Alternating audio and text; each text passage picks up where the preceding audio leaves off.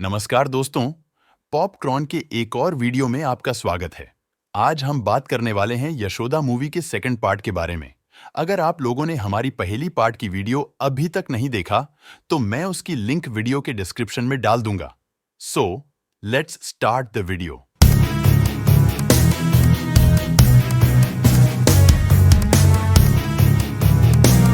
Movie के next scene में लीला यशोदा से मिलने आते हैं और उन दोनों ने बातचीत करते हुए कहते हैं कि यहाँ सब कुछ होते हुए भी जैसे कुछ मिसिंग है, मन को भी ठीक नहीं लग रहा। तभी जेनी वहाँ आती है और कहते हैं what's wrong with you. Yashoda उसे पूछती है कि आज दिन क्या है, तारीख क्या है, इसके बारे में कुछ पता है तुम्हें? तुम कब से यहाँ पर हो? कुछ नहीं पता, सिर्फ उन लोगों की ऑर्डर से खाते हैं और सोते हैं। तब जेनी यशोदा को गुस्से में कहती है तुम यह सब जाके मधु मैडम से पूछो, मुझे क्यों बोल रही हो? ऐसा बोल के वो लीला को लेकर रूम से चली जाती। उसके बाद यशोदा उसकी रूम की खिड़की के बाहर जो कबूतर दिखते हैं उसे छूने की कोशिश करती है, पर वो उसे नहीं छू पाता। फिर यशोदा खिड़की तोड़ के उस कबूतर को जब छूने की कोशिश करता है तो देखती है वो असल में एक स्क्रीन लगी हुई और उसे तोड़ने के बाद दीवार दिखता है जिसे तोड़ना नामुमकिन था। फिर लीला को भी लेबर पेन होने लगते हैं और उसे भी जोन 2 में ले जाया जाता है। इधर पुलिस की टीम एलिना का पीछा करते हुए एक जंगल में पहुंच जाती है और वहाँ एलिना की कार अचानक से गायब हो जाता है। पुलिस वहाँ से जाने लगता है। तभी वहाँ बहुत सारे भैंस की झुंड आ जाते हैं और वो उन्हें घेर लेता है। तभी वहाँ एक आदमी आती है और वो उन्हें पीछे आने को कहते हैं और पुलिस की टीम उसकी पीछे चलने लगते हैं, ये सोच के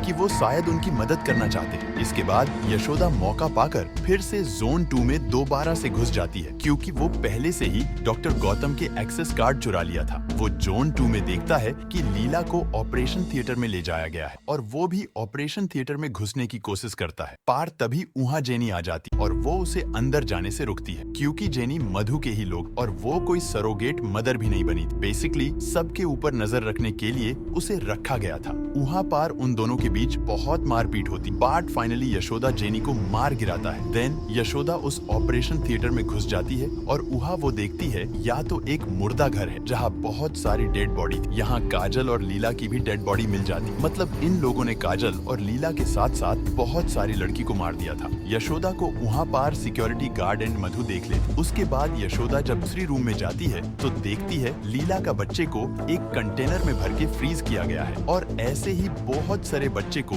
ये लोग स्टोर करके रखी थे। ये देख के यशोदा बहुत घबरा जाती है और रोने लगता है। तभी वहाँ पर सिक्योरिटी गार्ड आके उसे पकड़ के एक रूम में ले जाते हैं और वो उसके साथ जोर जबरदस्ती करने लगते हैं, पर इस बार भी यशोदा ने उसको मार गिराता है। फिर वहाँ से निकल के यशोदा दूसरे रूम में जाती, जहाँ अचानक से मधु उसके सामने आ जाती है और फिर गौतम भी वहाँ आती है। यशोदा मधु को पाकर के उसके गले पर चाकू रख के कहते हैं तुम लोग क्यों यह सब कर रही हो? तभी यशोदा को गौतम बातों में उलझते हुए कहते हैं तुम मधु को मार दो, क्योंकि बहुत इलीगल काम हो रही है यहाँ। इस तारा ही बात करते हुए गौतम ने यशोदा के गले में चाकू रख, फिर मधु और गौतम मिलके यशोदा को एक चेयर में बांध देते हैं। असल में मधु और गौतम दोनों ही पार्टनर थे इस घिनौने बिजनेस के। यहाँ मधु यशोदा को अपनी बैक स्टोरी बताती है कि कैसे आखिर यह सब शुरू हुआ। दरअसल कुछ साल पहले मिनिस्टर गिरिधर मधु की कॉलेज में एक ब्यूटी कंपटीशन में आया था। यहाँ स्पीच देते हुए गिरिधर कहते हैं कि ब्यूटी की असली मतलब होता है अंदर की यानी मन की खूबसूरती, इसलिए मेकअप वगैरह करने की कोई जरूरत नहीं। और मधु गिरिधर को जवाब देते हुए कहते हैं कि अगर आपके घर में जो देवी देवता की फोटो है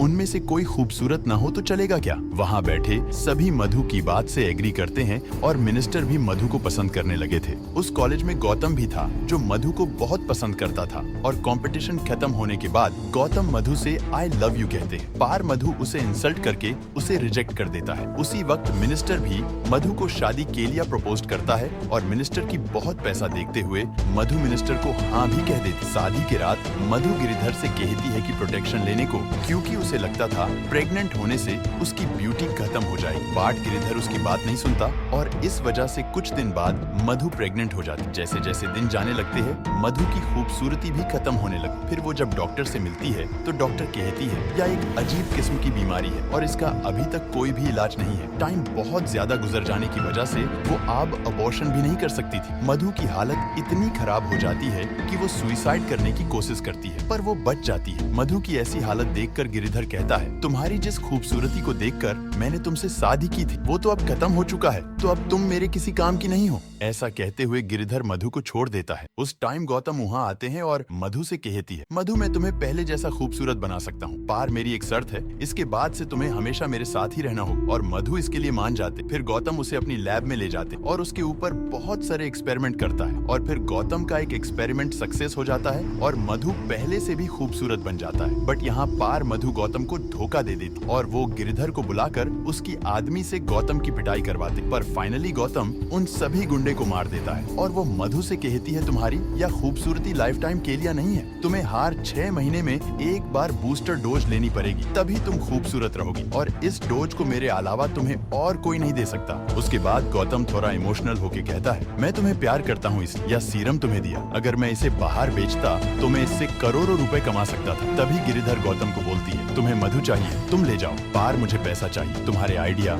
मेरा पैसा और मधु का मार्केटिंग से हम एक बिजनेस स्टार्ट करते हैं, इससे हम लोग बहुत आमिर हो जाएंगे। और गौतम भी इस बात को मान लेता है और तभी से या लोग इस घिनौने बिजनेस की शुरुआत करते हैं। फिर कहानी प्रेजेंट में आती है और मधु गौतम को कहती है, तुम यशोदा का ध्यान रखना, मेरी मीटिंग के लिए लेट हो रही है। फिर मधु वीडियो कॉल के थ्रू बहुत सारी बाहर की कंट्री के लोगों से अपने प्रोडक्ट के बारे में बात करती है और बाद में गौतम भी उसे ज्वाइन करते हैं। और इसी दौरान हम जान पाते हैं यह सीरम आखिर में बनती कैसे है, इन सबको या लोग मैनेज कैसे करती है। और इनके बहुत सारे क्लाइंट भी है, जैसा कि बड़े बड़े सेलिब्रिटी, बड़े घर की लड़कियां, रिच बिजनेसमैन एटसेट्रा। और इनके प्रोडक्ट यूज करने के बाद 48 आवर्स तक कोई दूसरी ड्रग्स नहीं इस्तेमाल कर सकते। और इसीलिए एक्ट्रेस ओलिविया मर गई थी, क्योंकि उस लड़के की ग्रुप ने उसकी ड्रिंक में LSD नमक ड्रग्स मिला दिया था। इस वीडियो कॉल के दौरान या लोग यह भी बताते हैं, इसके इस बिजनेस में कोई अगर प्रॉब्लम क्रिएट करता है तो या लोग उसे मार देते हैं। और आरुषि इन लोगों के बारे में बहुत कुछ जान गई, इसलिए उसे भी या लोग मार दिए कार एक्सीडेंट दिखाकर। और इनकी इस सीरम का एक छोटा वर्जन भी ओपन मार्केट में है, जो कि है क्राफ्ट क्रीम। अगर आपको याद हो तो जिस कंपनी के बारे में पुलिस को आरुषि की मेल से इंफॉर्मेशन मिली थी, दरअसल यह सब इन लोगों का ही बिजनेस है। इसी वक्त गौतम की नजर जब सीसी कैमरा पर जाता है तो वो देखती है यशोदा को जहां बांध के रखा था वो वहां नहीं है। दूसरी तरफ ऋषि और उसकी टीम को वासुदेव सर बताती है कि कहीं न कहीं इस काम में कमिश्नर भी शामिल है और यह बात सच भी निकलती है। दरअसल कमिश्नर मधु और उसकी टीम से पैसे लेकर उन लोगों को सारी इंफॉर्मेशन देते। इधर यशोदा मधु और गौतम से बच के एक घने जंगल की रास्ते से भाग रही थी, जहां उसे फिर से गौतम पाकर लेते हैं और यशोदा से पूछते हैं, तुम आखिर कौन हो, क्यों यह सब कर रही हो। इसके बाद गौतम बोलते हैं, मेरे दुश्मन से मैं क्या करता हूँ पता है तुम्हें, चलो एक डेमो दिखाता हूँ। या बोल के गौतम उसका फॉरेस्ट गेस्ट हाउस का CCTV फुटेज दिखाता है। दरअसल जहाँ पे षड्यंत्र करके वासुदेव सर, ऋषि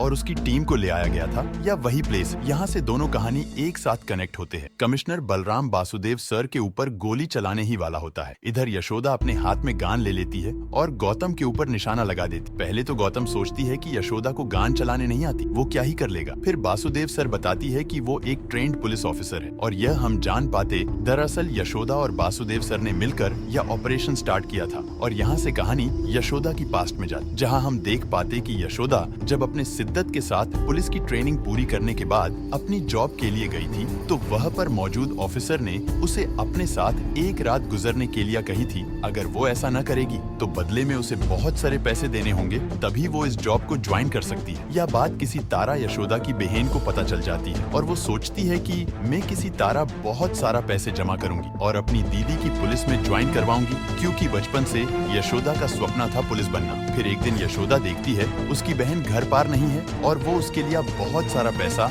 और एक चिट्ठी छोड़ जाती है, जिसमें लिखा था कि तुमसे जिसने भी रिश्वत मांगी है उसे या पैसे देकर पुलिस बन जाओ दीदी। फिर यशोदा ने यह सारी बातें वासुदेव सर को बताई और इन लोगों ने मिलकर जब इन्वेस्टिगेशन की ताब पता चला, यशोदा की बहन पिछले कुछ महीनों से बहुत बार पास की हॉस्पिटल जाती थी। फिर हॉस्पिटल की एक नर्स को पूछताछ करने के बाद पता चला दरअसल यशोदा की बहन पैसा के लिए सरोगेट मदर बनने का फैसला किया था। और नर्स यह भी बताती है कि उसे कहाँ ले गया, उसके साथ क्या की, इसके बारे में मुझे नहीं पता। वास्को नाम का एजेंट आते हैं और लड़कियां को ले जाता है और मुझे मेरा पैसा मिल जाता। फिर यशोदा यह फैसला लेती है कि इस केस को इन्वेस्टिगेशन करने के लिए वो खुद सरोगेट मदर बन के उन लोगों के पास जाएगी और पता लगाएगी कि आखिर में क्या हो रही है लड़कियां के साथ। और यशोदा जिस दिन से यहाँ आई थी उसी दिन से वो सब कुछ बहुत अच्छे से नोटिस करती थी। पूरा प्लेस का ब्लूप्रिंट वो बिंदी की माध्यम से शीशे में बना लेती। फिर सीसी कैमरा किधर है, गार्ड किधर रहते हैं और कितने हैं, सब कुछ। फिर कहानी प्रेजेंट में आती है और यशोदा वहाँ मौजूद सारे सिक्योरिटी गार्ड के साथ साथ गौतम को भी मार देती और दूसरी तरफ ऋषि और उनकी टीम ने मिलकर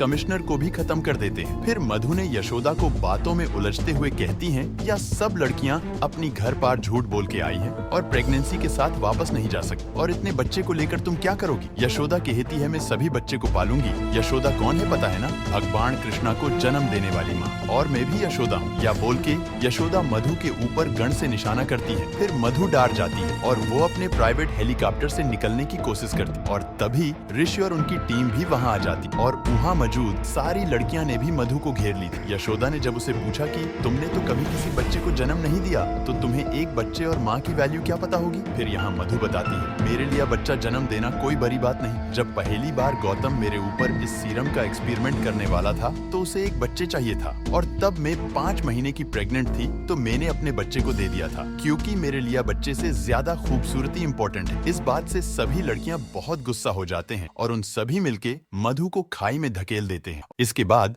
यशोदा तेजू से कहती है कि मैं यहाँ अपनी बहन को ढूंढने आई थी, पार वो नहीं मिली। और तभी पीछे से वासुदेव सर और ऋषि की टीम ने यशोदा के बहन को ढूंढ के ले आई थी, जो कि अभी तक जिंदा थी और उसे भी लेबर पेन होने लगी थी। फिर सुधा नमक वार्डन बोलती है, मैं इसकी डिलीवरी करवा सकता हूँ। फिर यशोदा के बहन की एक सुंदर सा बच्चा होती है। फिर उधर यशोदा के गोली मारने के बाद भी गौतम जिंदा थे और वो बेसमेंट के रास्ते से भाग रहा था।